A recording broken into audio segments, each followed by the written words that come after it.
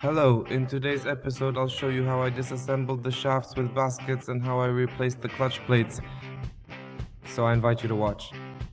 Unfortunately, I wasn't able to open the files I recorded from the first part of disassembling the shafts.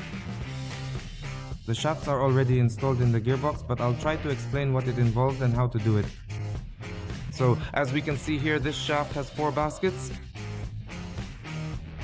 It's actually 2 baskets and 4 clutches.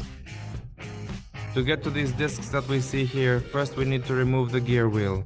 The gear wheel together with the tapered roller bearing. Here in this part there is a tapered roller bearing. Between the tapered roller bearing and the gear wheel there are these needle thrust bearings.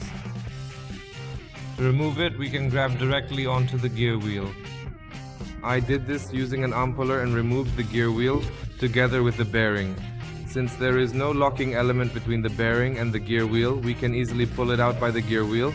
This gives us access to these washers, and we can replace them to reach the washers that are in the middle of the shaft. We need to remove the basket, and to do that there is a spring made of discs that compresses. Thank you. The piston presses it down. For this we need to compress this disc spring in a press, unlock it, remove the discs, and then underneath there is a locking element, also with a circlip which holds the basket in place. When we remove this locking element that holds the basket, we can slide the entire basket off. The discs will come off together with the basket, giving us access to these discs while the gears remain here. We won't be removing these gears. We need to do something similar on the other side. As you can see here, I only removed this cover which holds the tapered bearing just to show you. And it's similar to the other side. We can use a puller to pull off this gear wheel, and we remove it together with the bearing. And then we get access to these discs here, which you can see. Once we have this removed, we can also take off the basket, which means we need to remove the retaining ring for the diaphragm spring. Next we have to remove the basket's retaining ring.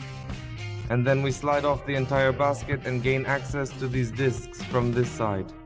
As I mentioned, the gears stay here because they are still pressed in further. There are also diaphragm springs there that hold the gears in place.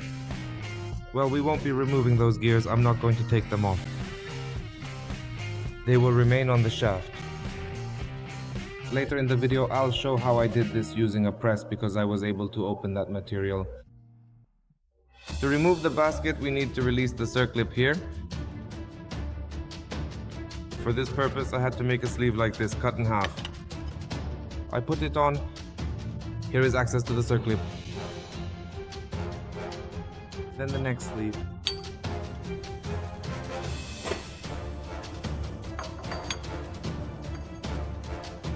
I have to press it with the press so that the spring compresses, and then I'll be able to release the circlip.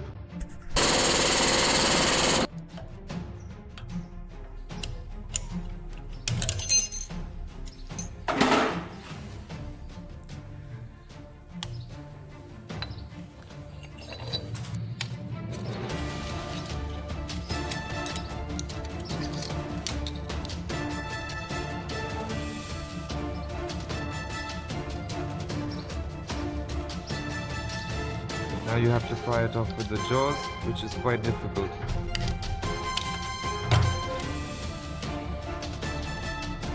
Got it.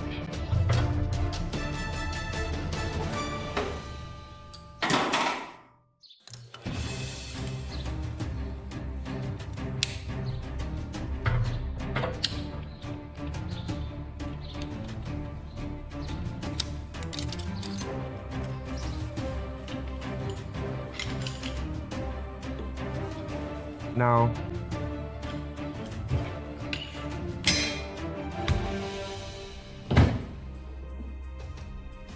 again, first there are these disc springs, 3 pieces, with this side up. Next there is another plate with a recess, with this side up. And then alternately goes a plate, friction, fixed plate.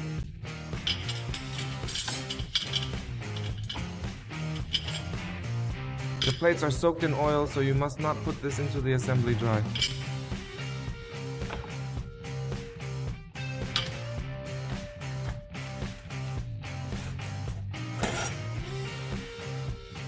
Next comes the cover, then the retainer,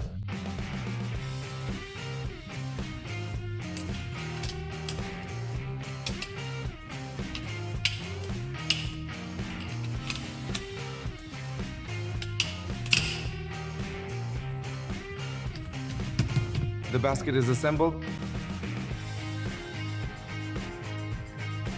I set it so it works against dirt.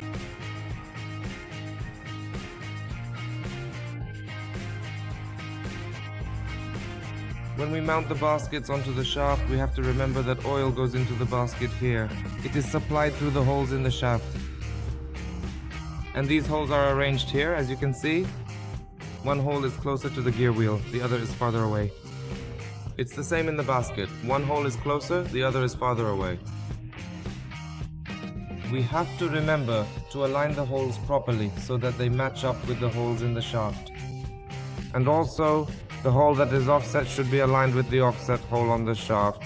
Because if we were to install it the other way around, the gear sequence would end up being completely different.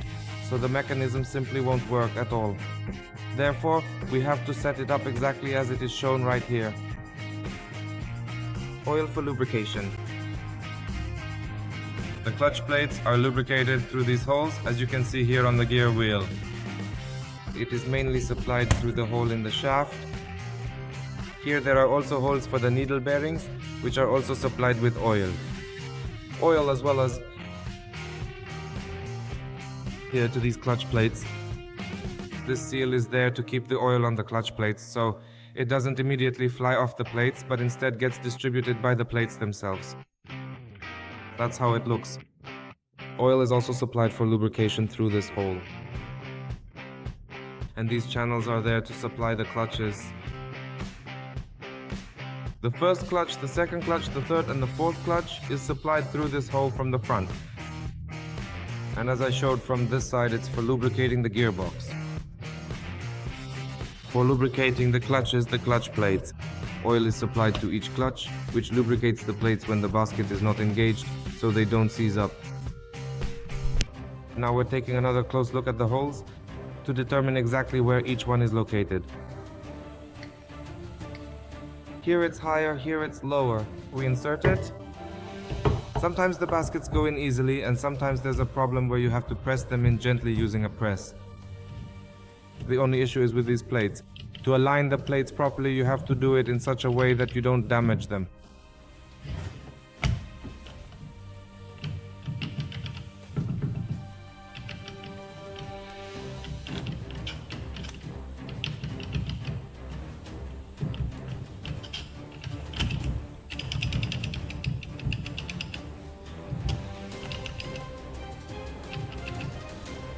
Oh, the plates have gone in now, just the top one is left. We can see that it's getting stuck.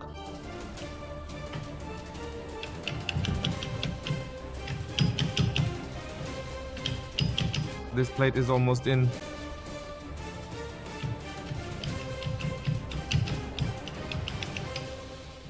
There, all the plates are in now. I'll insert the ring here. I'll have to turn it over and put it on the press because I can't do it otherwise. This circlip needs to be positioned properly because it's misaligned in the groove. The circlips are pressing the ones that are under the wheels.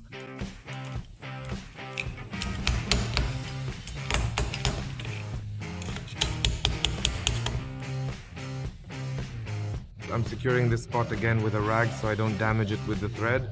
And this is quite heavy. When I put it on the press, it might get damaged somewhere. That's why I'm wrapping it. The side with the rings, I always wrap with a rag or something when I'm putting it in now so I don't damage it or catch it on the snap rings.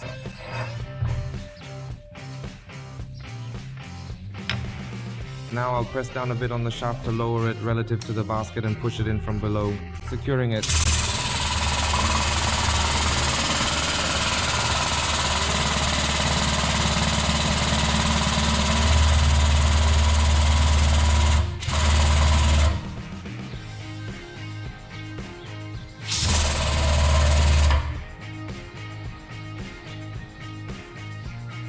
Now I'll be able to adjust it from below so that the snap ring pops into the groove. just like that. Oh, now it popped in. Because this disc spring, when it's the other way around, it lifts the basket a bit above the groove, so we have to press the shaft down slightly, otherwise the snap ring won't go in at first. It's secured now, we take it out.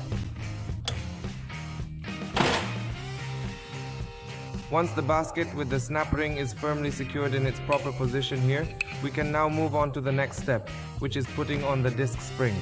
The very first disc goes directly onto this side of the assembly, and then we carefully alternate them one by one.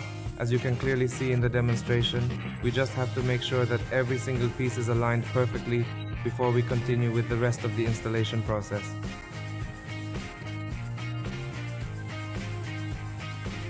We alternate the discs as we put them on.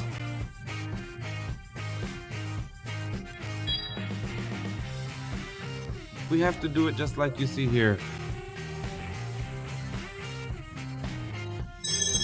There, in that direction.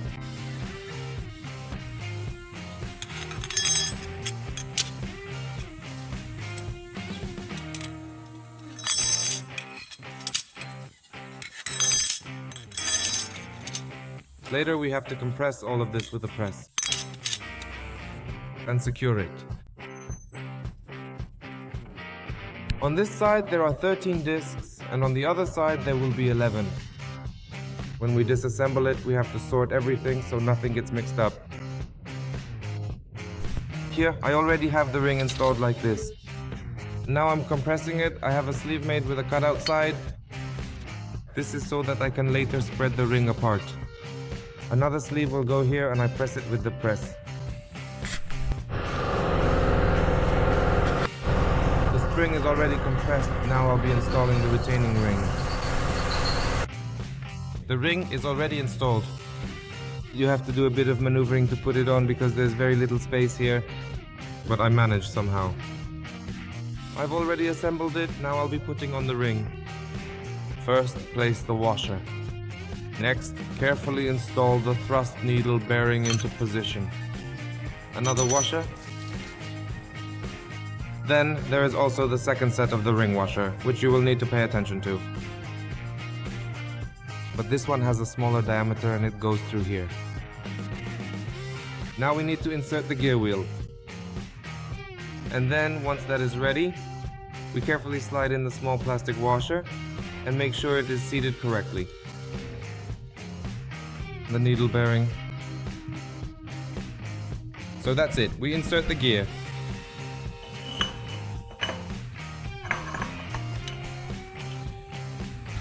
Now we have to deal with these packs.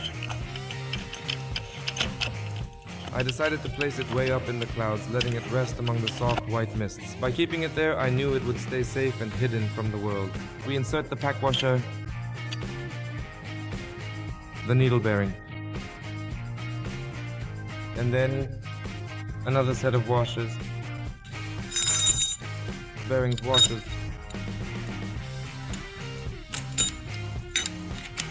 and then the tapered bearing goes on top of that. Now we carefully press in the tapered bearing. Then we flip the shaft completely over and fully assemble the other side.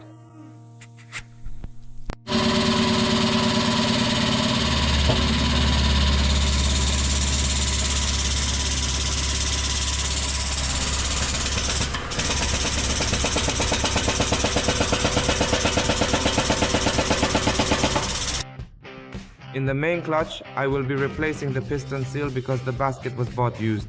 And I have a brand new piston. So here's how it works. The seal consists of two parts. An O-ring that sits in the groove, and then a Teflon ring. There are two seals here, a small one and a larger one.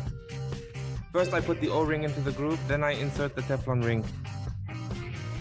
If we wanted to replace the seals on the pistons or on the clutch baskets, these seals look similar to the ones in this main clutch. After replacing the seal, you should lubricate it with oil and insert the piston.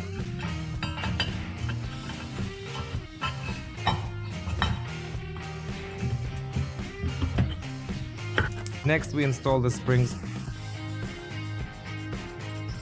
After installing the springs, we mount the washer that presses down on the springs.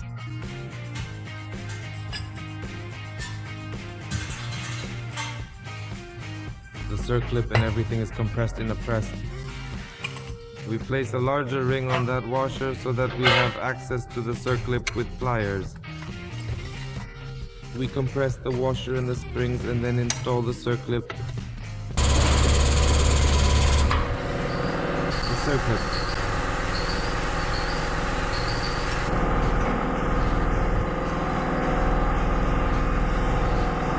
As for the clutch plates in this gearbox, it wasn't a disaster. Overall, only one basket was the most worn out.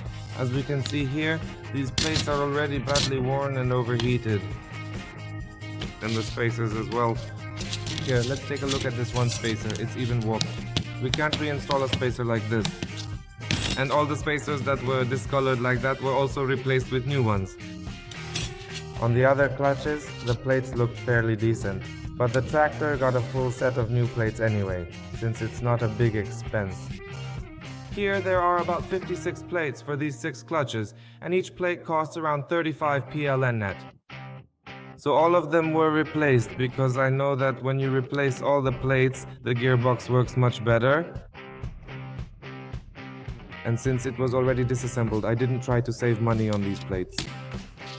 They could have lasted a bit longer, but the thickness of these plates is already different. The filling time is already longer, so the clutch will be affected by this. So all the plates in this tractor were replaced with new ones. The piston seals remained unchanged because everything was checked.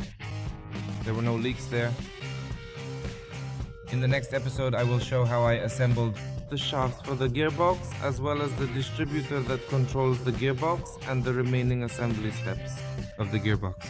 So thank you for your attention and best regards.